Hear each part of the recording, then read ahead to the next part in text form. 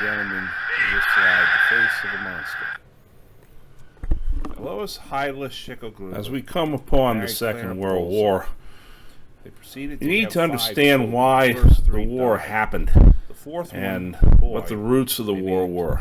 Adolf. Remember that the United States fought the war on 2 fronts. We As a fought young against man, the he Germans stood and we fought somewhat against the apart from the rest Japanese. of his The reasons that both nations fought in the believed war were not the himself to be same. special in a variety There of were ways, similarities, and oftentimes but they were this not the fostered same. itself very negative. So we're going to see the roots of One the of war in reasons for this Europe, then the is roots that of the his war in mother doted Asia, upon him, while then his American father, foreign a policy in the mid-level Austrian 1930s. bureaucrat, was very Then moving cold toward and the distant brink. from him. We'll finally finish with a day of infamy. He then moved on into Germany. On the from left, you Austria. see Adolf Hitler home and his birthplace. World War I.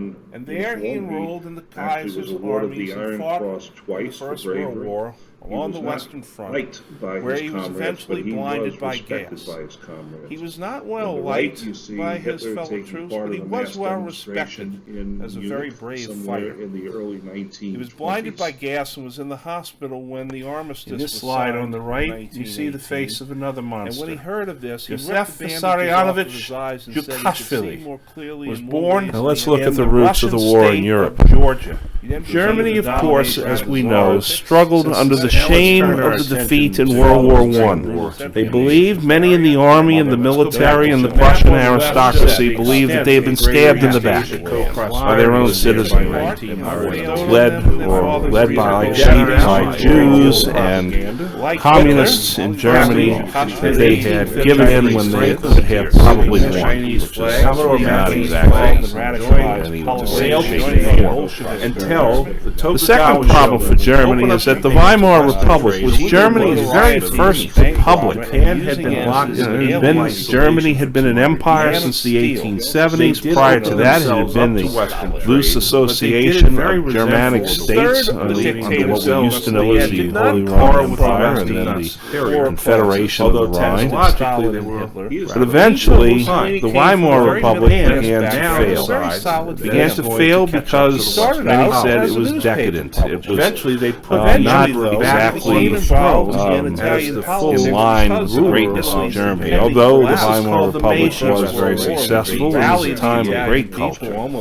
Eventually there arose other factions in war, all saying that we need to reclaim German greatness, or how should I put it, make Germany great again. One of these parties was the National Socialist German Workers' Party, which later simply became known as the National Socialist Party. And the man you see in the picture to the right is Ernst Röhm, who was actually the founder of the National Socialist Party, which later becomes a member of the Nazi Party, adopting the ancient life symbol from the Hindu, the swastika. Big Four, Wilson. actually, One of its cornerstones was anti-Semitism.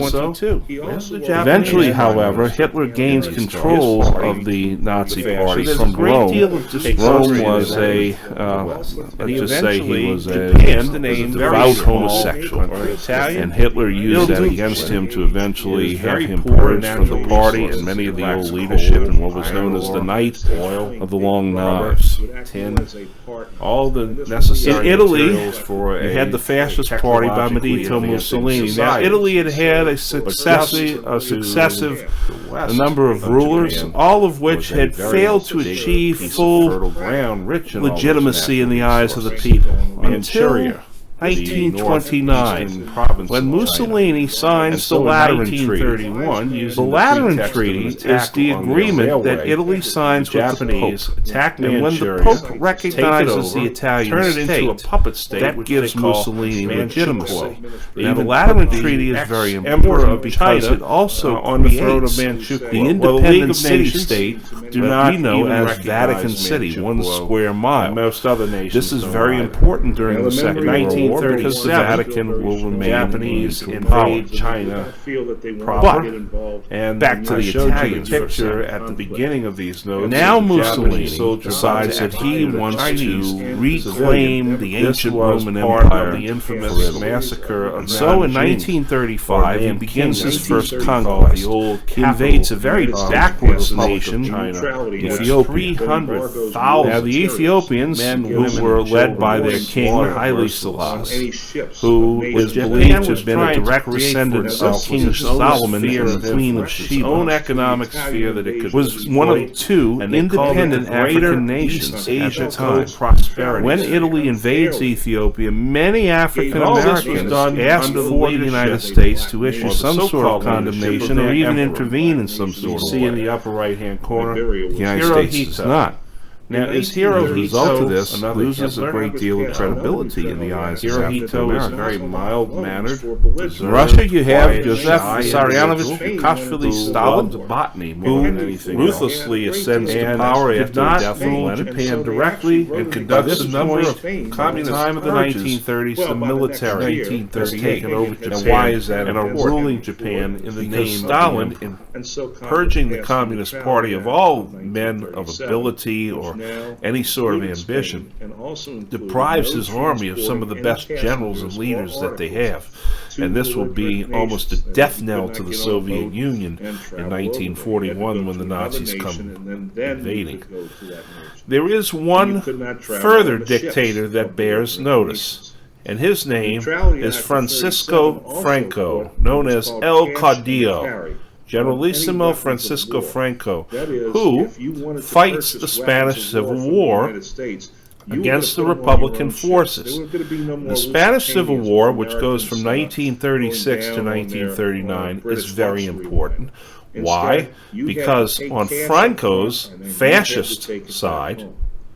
you have Roosevelt also the felt the that Nazis and the American Italians sending companies their would men, impose and most what was importantly called a their moral pilots, embargo to Spain on as Japan. sort of They a would training voluntarily ground stop trading things for to the upcoming companies of military foreign nations. operations that they Remember, no doubt big wish business to and capital. follow. The bottom line is not red, white, and blue. The Soviets, on the other bottom side, line support is the green. Republican cause in Now, the Spain, man in and the so they lower send their right-hand corner soldiers, of this advisors, slide and their is Senator pilots Arthur over. Vandenberg And so of the California. Spanish Civil He is a War from staunch 36 to Republican. He was a 39 opponent devastates of the New Spain. Deal.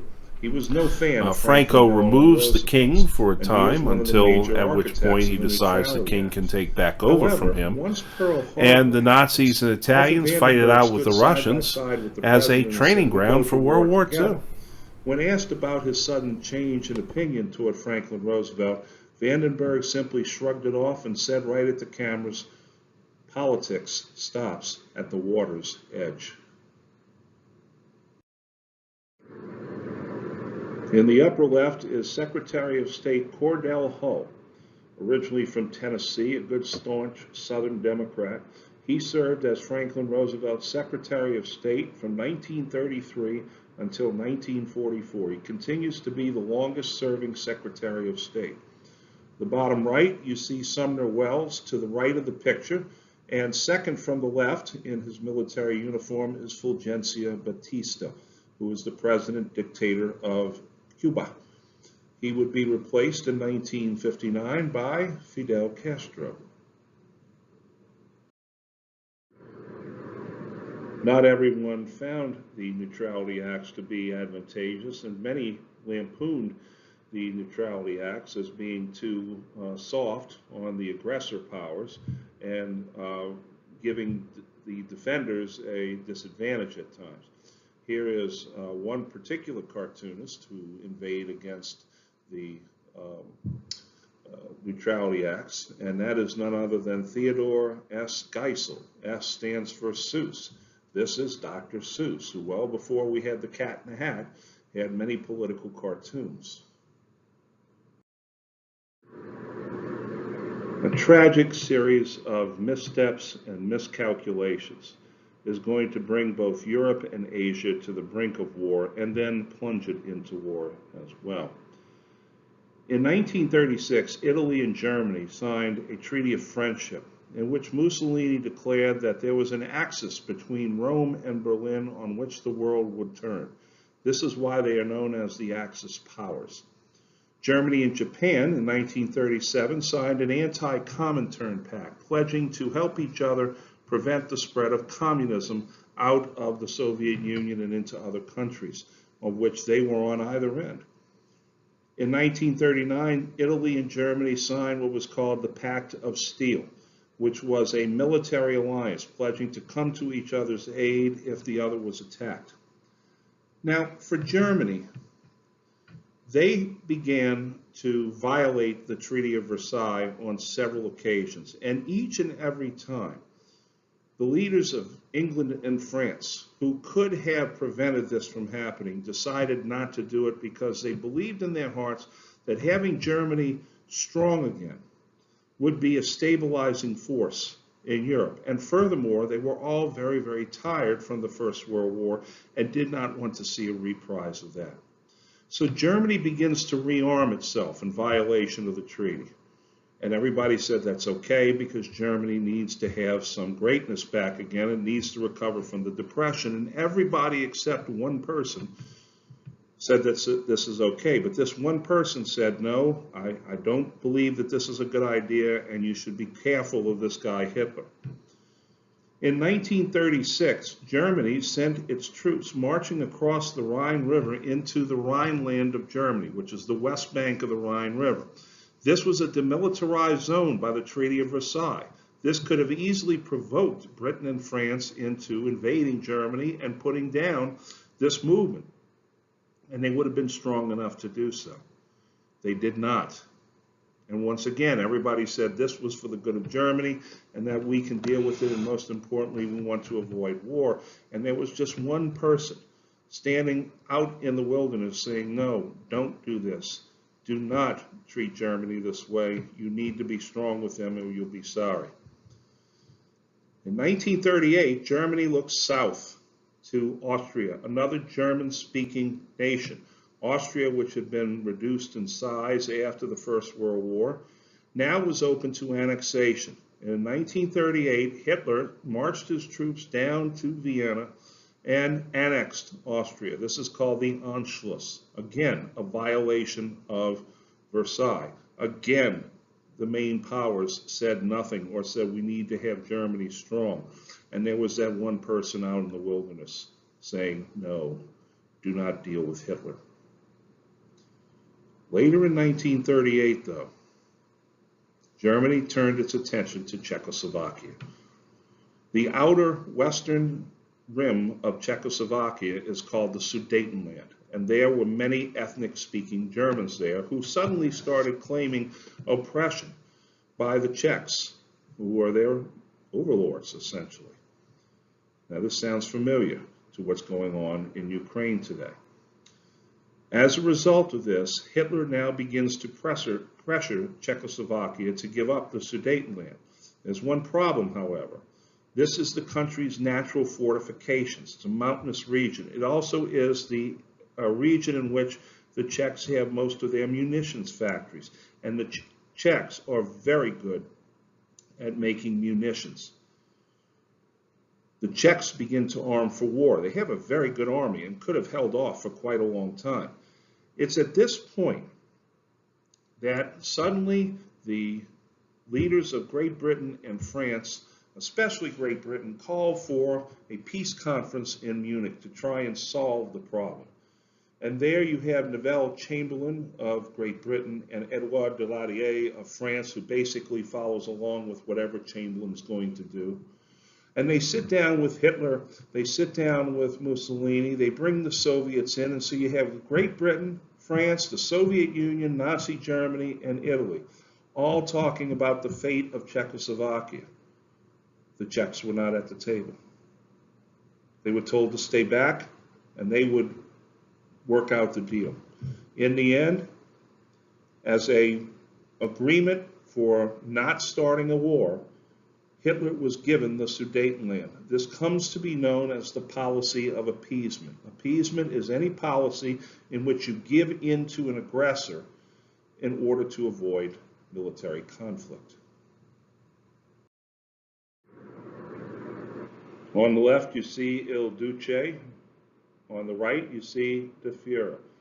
At the outset of the 1920s, Mussolini had been in power a full 11 years before Hitler came on the scene, and Hitler was considered to be the junior power to Italy. But over time, Germany then took the lead. Neville Chamberlain flew home to Great Britain after the Munich conference and held up the paper that blew about in the wind and said, I have here the document that is peace in our time, and everybody said that he was a great statesman and had done it again. In truth, he had been thoroughly outclassed by Hitler. But the Allies did come to one resolution. Hitler would not be allowed to move any further without a military response. Because now Hitler and Germany were looking toward Poland, when all of a sudden the unthinkable happened. Germany and the Soviet Union, two diametrically opposed systems of government, Nazi Germany and Soviet communism, now reached a non-aggression pact, and Poland was right in the middle. On September the 1st, 1939, Hitler invaded Poland using a new form of warfare called Blitzkrieg, which means lightning war. It means using tanks to punch a hole in the forward defenses, using your aircraft to bomb those same defenses, and then sweeping in from around behind them. It took Great Britain and France 2 days, but they declared war on Germany on September the 3rd.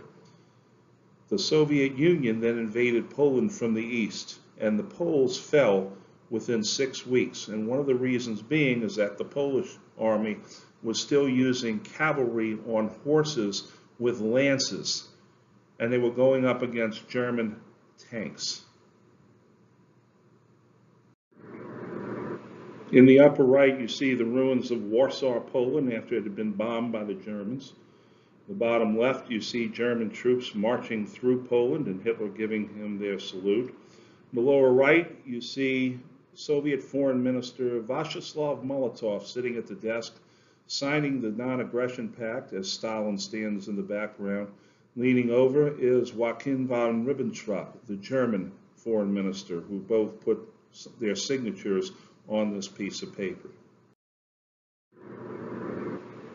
Here you see the country of Germany in gold, and you notice there is the west bank of the Rhine River called the Rhineland, which Germany then took over in contravention of the Treaty of Versailles. Then you see also Austria, which it annexed in 1938, and you see Czechoslovakia, which is now the Czech Republic and Slovakia, but at the time they were one country, and the Sudetenland around the Western Rim. And then Hitler then took over the rest of Czechoslovakia in early 1939. And then you also see, of course, the invasion of Poland that only took 6 weeks to conquer. You will notice also that Great Britain and France, despite declaring war on Germany, could do very little to help Poland because it was, after all, on the other side of Germany. This is another map of Europe showing Germany's predations against Poland as well as the Soviets, and a Polish child leaning over one of her parents who's been killed in an air raid. You also see Britain and France essentially able to do nothing against Germany at this point. What Britain and France did was essentially send its troops to the Western Front along the western border of Germany. And there they sat in trenches waiting for World War I to start up all over again. Both armies were not well led. The French army was very poorly led. The British army was there basically to serve as a protection for the Low Countries of the Netherlands and Belgium. The Germans were not going to fight World War I over again. They were going to use Blitzkrieg. As they sat out on the spring of 1939 and then into 1940, this came to be known as the Phony War, or the Sitzkrieg. But in the spring of 1940, the Nazis went back to work. They invaded Denmark, and Denmark fell in one day. They then took over in Norway, as Britain and the Germans fought over Norway.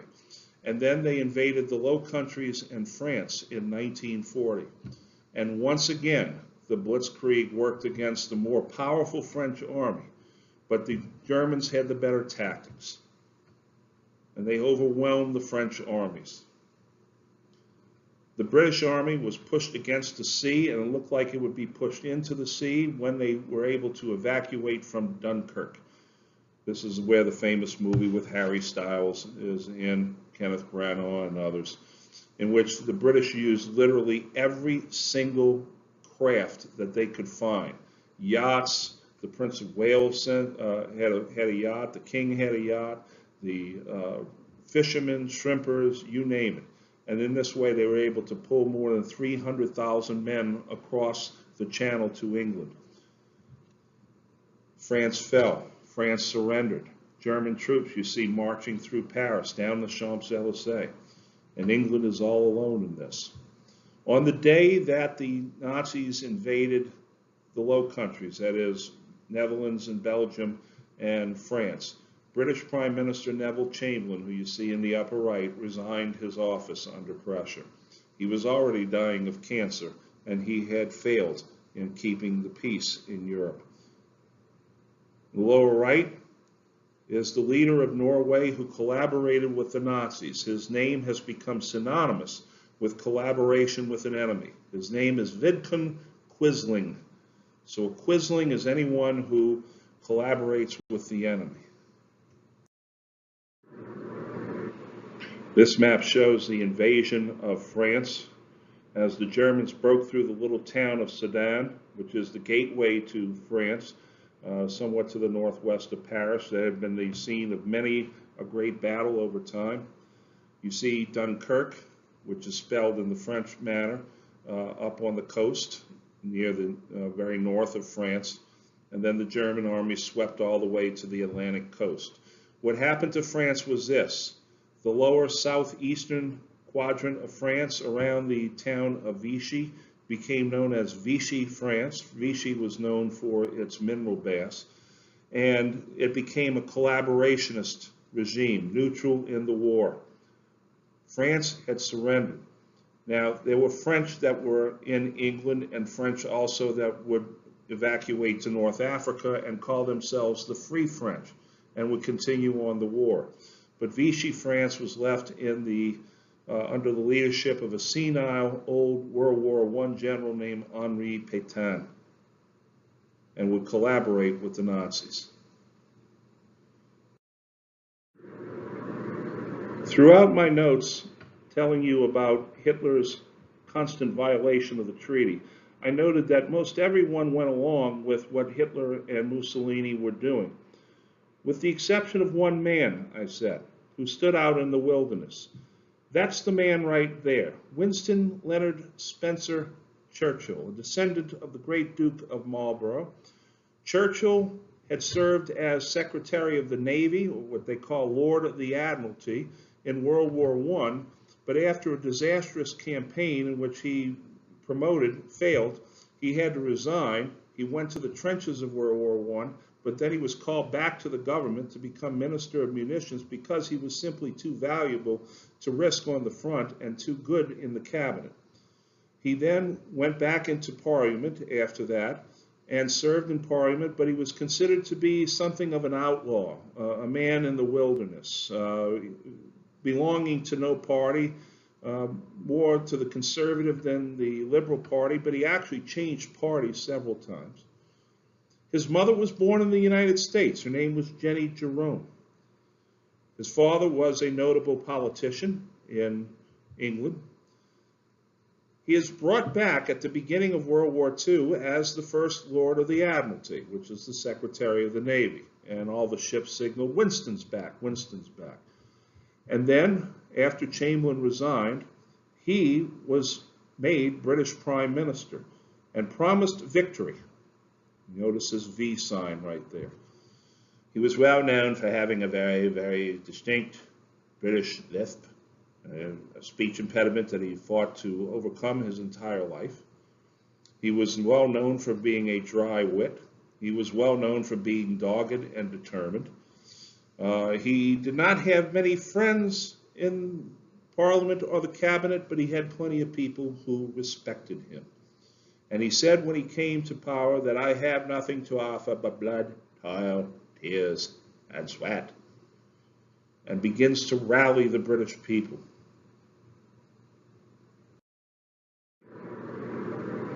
In perhaps his finest and most memorable speech before the Parliament, Churchill stood before his people and said that the Battle of Britain was about to begin because the French had surrendered.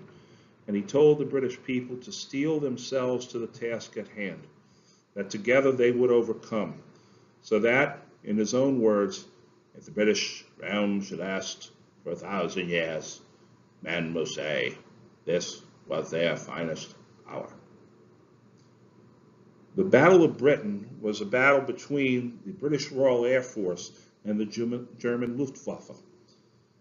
Outnumbered 3-2, the British Royal Air Force nonetheless held firm and continued to fight the Germans and dropped more planes than the British lost. At this point, Germany then turns its attention to London and begins to bomb London as well as other cities like Manchester, Leeds, Liverpool, Bristol, and Coventry, industrial centers. In London at this particular time was a CBS News correspondent named Edward R. Murrow, and he would bring home to the American people each evening the sounds of the bombs that were falling in London, that fell on homes, that fell on people, and so forth. The British were not just fighting the Battle of Britain, but they were also fighting the Battle of the Atlantic. Being an island nation, Britain needed to import its goods mostly from the United States. British shipping was targeted by the German U-boats, the Unterseeboots, again, were prowling about in wolf packs. And so Britain put together what was known as a convoy system, in which you had a convoy of freighter ships that were being constantly circled by British destroyers. And if a wolf pack would come, then the British convoy would scatter so that they would meet up at a later rendezvous point. Now, what is the United States' response to all this? In 1939, Roosevelt, knowing full well that the United States is still neutral in this, gives an address to the American people saying, we need to be prepared for anything. And that includes war. But there was still a great deal of public opinion against intervention, and the Neutrality Act of 1939 ended the embargo, though, on goods that were shipped so that Britain could now import weapons and materials of war from the United States. To prepare for this, the possibility of war, Roosevelt in 1940 signs into law the Burke-Wadsworth Act, creating a military draft. This is the first peacetime military draft in the nation's history. Roosevelt then also puts a 300-mile shield around Latin America. He essentially tells Hitler and the Germans, who had a great deal of influence in countries like Brazil and Uruguay and Argentina, to stay the hell out of South America. The Monroe Doctrine is still very much in effect here, and this 300-mile shield will keep German warships out of South American territorial waters. This is 1940. It is a presidential election year. The United States does not postpone elections because of the imminence of war. We did not even postpone our election in 1864 during a civil war. In an unprecedented move, Roosevelt is renominated for a third term as president. He now chooses Henry Wallace, a liberal New Dealer, as his vice president. He replaces John Nance Garner on the ticket. The Republican Party chooses a former Democrat, Wendell Willkie of Illinois, one of the nicest men ever to be in politics. Willkie revives the Republican Party in the Midwest and the West that had been shattered by the Great Depression. His campaign attacks wastes in the New Deal, and he accused FDR of secretly planning to enter the U.S. in the war. Despite all this, FDR won an unprecedented third term, and FDR realized that Willkie was using politics and was not getting personal, and FDR brought Willkie in as an advisor to the administration. Unfortunately for Wendell Willkie, he will not be able to run again in 1944 because he was already dying of cancer himself and would die of cancer in 1944.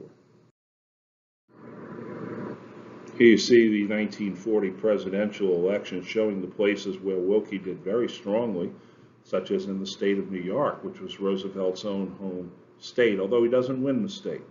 because the city of New York and cities like Buffalo and Albany went very strongly for Roosevelt. Notice where Roosevelt does very strongly, though, in a very solid Democratic South.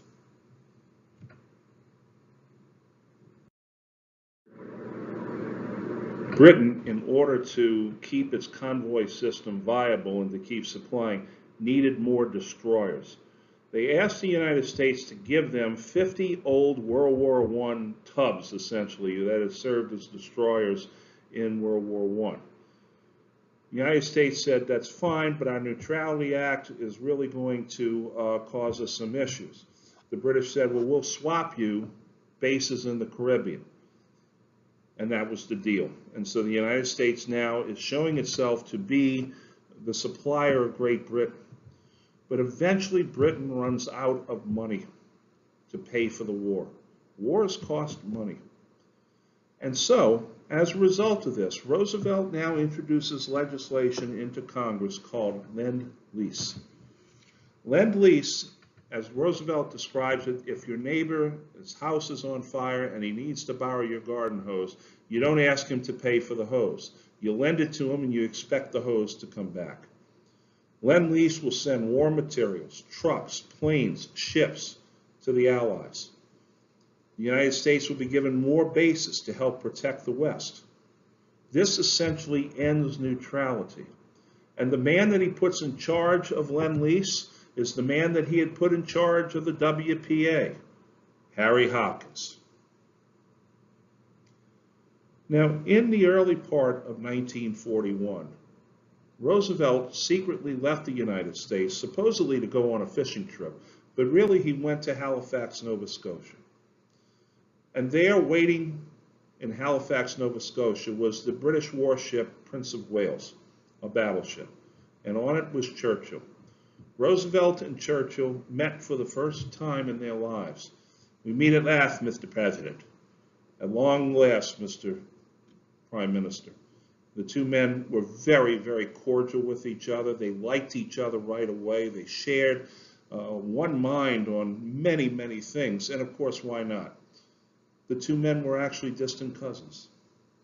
You see them sitting there on the deck of the Prince of Wales. Notice that Roosevelt is sitting in a chair, not in a wheelchair, because it was understood you did not take pictures of Roosevelt in his wheelchair. The two men had a long talk, and what they came out with was a statement of policy. It's not a law. It's not even an executive order. But it was called the Atlantic Charter. Essentially what they do is they understand that the United States is going to be in this war, and they will agree to no territorial aggrandizement. There will be no territorial changes made against the wishes of the people, and that they will restore self-government to those deprived of it. Now, at this particular moment, they are really focusing on Europe. But many others who read the Atlantic Charter later are going to say, well, we hope it applies to us as well, even though we're not Europeans. It was the summer of 1941, and it may have been the greatest season in Major League Baseball to date. 27-year-old Joseph DiMaggio of the New York Yankees got a hit on May the 15th and proceeded to then hit in 56 consecutive games, stopping finally on July the 10th in Cleveland when he went 0 for 4. No man has ever come close to this. The second longest hitting streak is 44 by Pete Rose in 1978. DiMaggio, the day after, then started a 16-game hitting streak. So if he had actually gotten that hit in Cleveland, he would have hit safely in 73 straight games. After the streak ended, the attention now shifted to 25-year-old Ted Williams of the Boston Red Sox, a consummate professional, a sort of a surly young man. Williams batted at or around the 400 mark throughout most of the season, reaching all the way up into 420 at one point, before his average began to steadily decline near the end of the season. On the last day of the season, his average stood at .3997. That would have rounded up to 400, and his manager asked him, hey, do you want to sit this one out? You'll still round your way up to 400. Williams said, I didn't do it to have my toenails on the line. Either I break the record or I don't. And so he decided to hit away in the doubleheader, in which he went 4 for 6, and he batted 406 in 1941. No man has ever batted 400 in a Major League Baseball season since.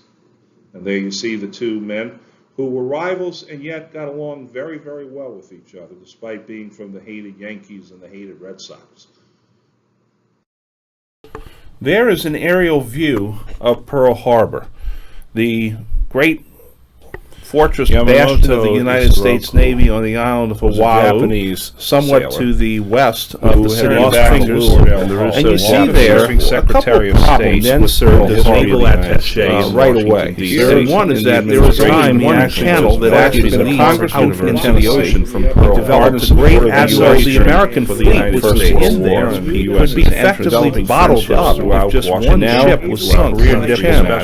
In the middle of Pearl Harbor, you see an airstrip Japanese facilities. That's called Ford Island. That's a U.S. Japanese who air spanning further and to the left of Ford Island and Asia, and now in battleship Japan, along I believe in the growing the ire of the United States. The United States was beginning to be even more of a strong menacing words to Japan, but also stronger in its actions and made up creating an oil embargo. Left out the aircraft were also there. He was engaged in negotiations with Japanese ambassador to the U.S. The main base of the United States was not you see in the upper right-hand base of the United States. A former admiral in the Japanese Navy who decision to well-organized foreign service. The United States was negotiating with Boeing. The Japanese felt that Nomura was too much of a congenial old man, was not really reflective of the strong militaristic bent that the Japanese had, and so they sent a special envoy to join Nomura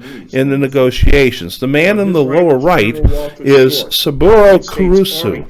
Kurusu was a much harder negotiator. Kurusu is the man who actually negotiated the Tripartite Pact, which meant that Japan allied itself with Nazi Germany and Fascist Italy. An agreement that not many people in the Japanese Navy went along with, especially Yamamoto and Nomura. It is these two men who are engaging in negotiations with Cordell Hull at the time of the attack on Pearl Harbor. French Indochina, that is the countries of Vietnam, Laos, and Cambodia. When the French government fell in 1940, Japan moved in on the French colonial possessions because they had great supplies of tin, quinine, which helps with malaria disease, and, most importantly, rubber. This also resulted in what was known later as the Tripartite Pact, in which Japan, Germany, and Italy, all three signed a military alliance. Not every Japanese in the country wanted this particular Tripartite Pact, Yamamoto among others. But nonetheless, this tied Germany to Japan and to Italy and Japan as well. The U.S. response to this was to freeze Japanese assets in the country, the same way that we're doing with Russian assets in the country today. They imposed a scrap iron embargo and, most importantly, an oil embargo. And this led the Japanese to make plans to move into the Dutch East Indies, which is the country of Indonesia today, to take over that valuable supply of oil. At the same time, the Japanese government was now turned over to the militarist Prime Minister Hideki Tojo, whom you see there in the picture. Now, Tojo is often compared with Hitler, and that's not an accurate comparison. Tojo was not Hitler by a long shot. He was a devout Japanese nationalist. He was a committed militarist. He was brutal in his own way, but he was not the mass murderer on the scale that Hitler was. Nonetheless, he will be held as one of the chief criminals of World War II in the Pacific. What the Japanese military, both the Army and the Navy, decided is that the plan of attack on the United States would be in such a way as to hinder the U.S. from keeping the Japanese from moving down into the East Indies, the Dutch East Indies, which is now Indonesia. It was not intended though, to be a full-scale battle. The Japanese knew that they could not match off against the Americans mano a mano. They had to have some sort of a surprise attack, which they would do on Pearl Harbor, which was very similar to the Japanese attack on the Russian fleet back in the early 1900s during the Russo-Japanese War. The man who planned this attack was Yamamoto Isoroku. He, as I've said earlier, studied in the United States and knew the Americans very well. But here's the key thing. The Japanese designed this plan to be executed after Japan delivered its ultimatum. That is, it was not supposed to be a sneak attack. It was supposed to be a surprise attack. Nonetheless, it was a sneak attack. How did this happen? The ultimatum to the United States was delivered to the Japanese embassy to deliver to the United States on Sunday when all the secretaries had gone home. They had to have an assistant consul there do the typing, which he was not very good at, and this took actually several hours. And this meant that the ultimatum was delivered after the attack happened on the morning of December the 7th, 1941. Near 7 o'clock in the morning, Japanese planes appeared over Oahu and then over Pearl Harbor. They sunk 9 battleships or damaged them heavily. 188 aircraft were destroyed. Many of those aircraft had been pulled out of the hangar and lined up on the runway because General Short, lacking proper intelligence, lacking proper information from Washington, believed that the Japanese were going to try and sabotage the planes in their hangars. So he had them pulled out onto the runway, and that meant that they were sitting ducks for the Japanese. 2,402 military and civilian personnel were killed. 1,282 were wounded. The next day, December the 8th, 1941, Franklin Roosevelt now stood before a joint session of Congress. He delivered what was known as the Day of Infamy speech. Yesterday, December the 7th, 1941, a day that will live in infamy. And he goes on to explain the attacks that the Japanese did against American and Allied installations. It was not just Pearl Harbor. They attacked Wake Island. They attacked Singapore. They attacked Hong Kong. They attacked the Dutch East Indies. This was a well-coordinated attack. Later in the day, they even attacked the Philippines and destroyed the American Air Force on the Philippines. Congress now voted overwhelmingly to declare war. It was not unanimous, however, because there was one dissenting vote in Congress. Her name was Jeannette Rankin, the first woman ever elected to Congress from the state of Montana. She said, "I could not allow this vote for war to be unanimous. Somebody had to speak for peace.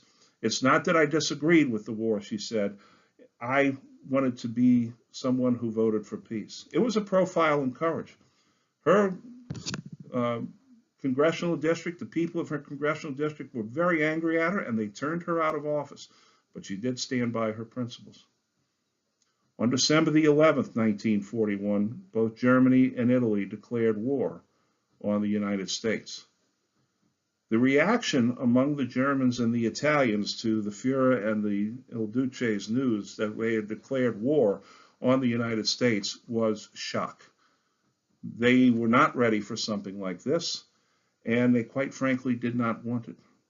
And so there was a great sense of doom over Rome and Berlin at this particular time.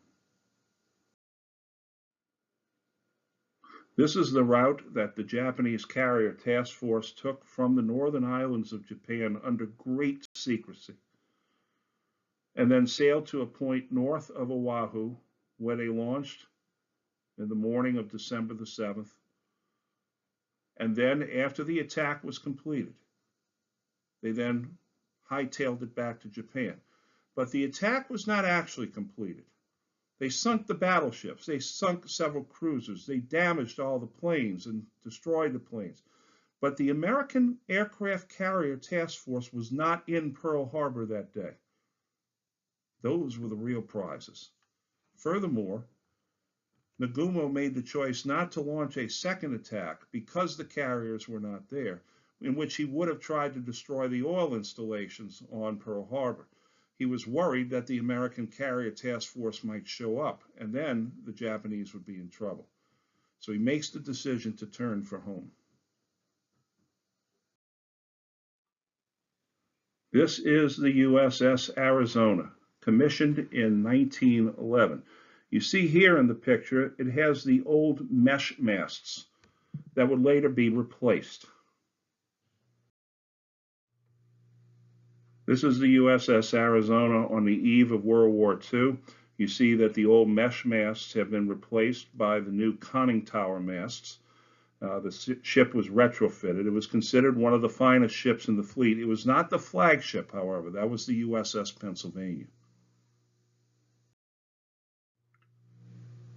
A Japanese Zero dropped a bomb right down the smokestack of the Arizona, which exploded in its forward magazine, which is where they kept all the ammunition.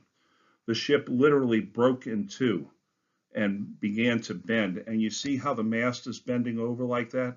That's because it's melting. 1,100 men went down with this ship, and those 1,100 men are still there to this day. The Arizona has not been decommissioned. It remains in service, but it is a military tomb.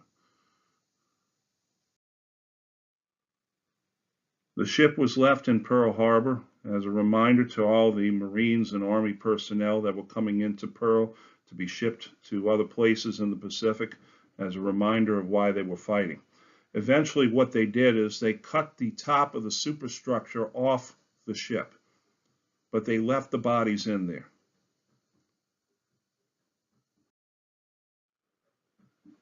This is the USS Arizona today, with its monument over the top of it. Notice how it bends in the middle to show how we bent but did not break after Pearl Harbor.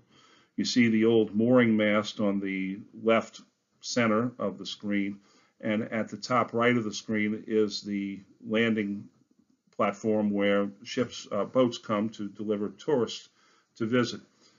The most visited spot in all of Hawaii, and the ethnic group that visited this spot the most are the Japanese. Amidst the tragedy of Pearl Harbor, heroes were not in short supply, and they sometimes came from the unlikeliest 16 men in all were awarded the Medal of Honor. African Americans were still not allowed positions in the military outside of service. Medals of Honor were Isaac Kidd, Rear Admiral,